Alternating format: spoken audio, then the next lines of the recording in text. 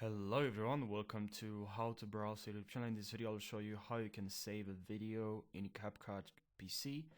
And if you're new to my YouTube channel, don't forget to subscribe for daily tutorials. And now let's jump right into the video without wasting any second. So what you have to do after you finished your video, you edited your video and everything is good, make sure everything is good, just click on the export button here.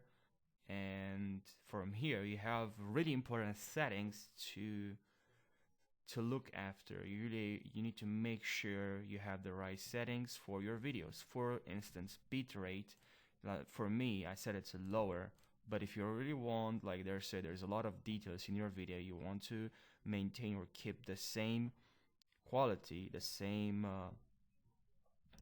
quality, yeah, just select higher or recommended.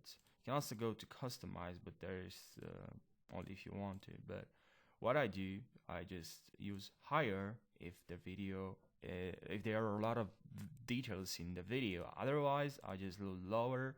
Saves a lot of space, size, and also I can use the most common compression method, but you can use efficient compression, saving space. This one as well.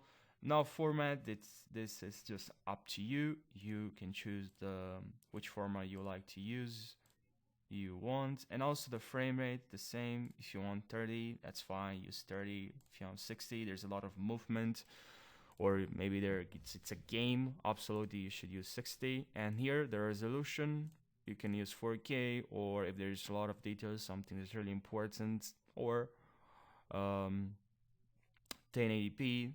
Now I'll go 1080p, and here export to,